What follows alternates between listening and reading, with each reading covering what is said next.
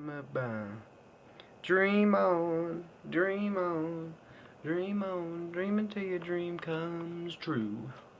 And my dream has come true. I do not dislike a single Rob Zombie movie. You may be guessing, why am I reviewing this movie? Well, if you didn't know, I've been hyping up the Three from Hell trailer, and I was thinking, what Rob Zombie movie am I going to watch today? Because I thought I wasn't going to watch any Rob Zombie movie today, and just going to be watching another movie, get a review for that one, and not celebrate. But we have 24 more hours until Three from Hell, so I decided to watch Rob Zombie's newest movie, 31. Let me start out with the negatives. I'm trying to do a new style where I start with the negatives and work my way up to the positives. And the only real negative is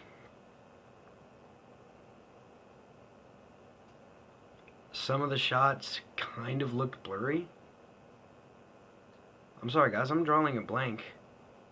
Mixed elements would probably be that their Rob Zombie dialogue is here and it comes on very strong. Especially with two characters that are the Chainsaw Brothers, which actually, I love those characters. Those characters are positive. But yeah, that Rob Zombie dialogue is here, and if you guys do not like that, you're probably not going to like this movie, but I frequently love Rob Zombie's dialogue, so there is nothing but positives to share. Let's share with the main positives. Doomhead. The killer with two switchblades.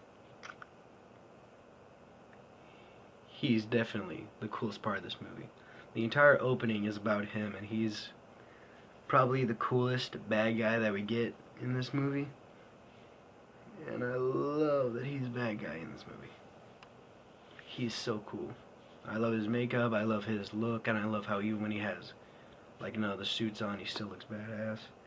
I love the opening where it's full on black and white and him carrying an axe and trying to kill people. It's awesome. I love this movie. I love Malcolm McDowell. It's always cool to see Malcolm McDowell in a movie, and whenever I saw him I was like, yes, Malcolm McDowell. And all the other characters are great. Actually, I would love for a movie just based off the actual characters, like Doomhead, Sexhead, and Deathhead, and the two Chainsaw Brothers. My top three favorite.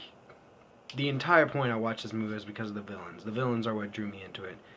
And my top three goes: number one is Doomhead, number two is Sexhead, and number three would be the Chainsaw Brothers.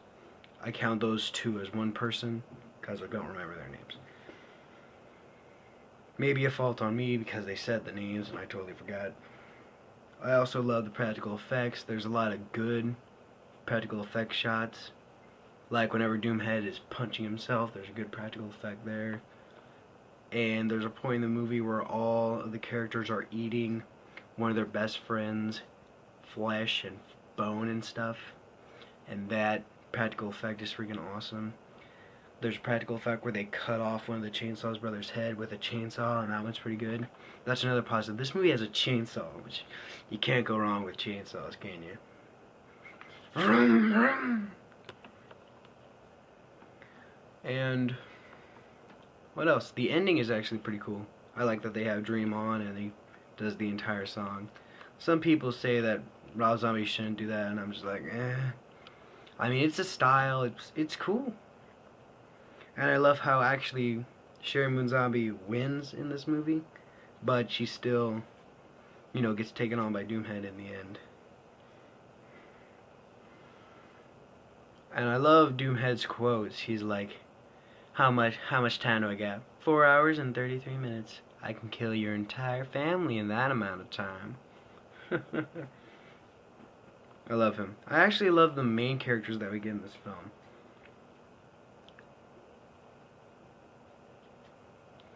The main characters that we get introduced to this film, Carrie, Father Murder, Doomhead, all the other people. I love every character. They're really cool.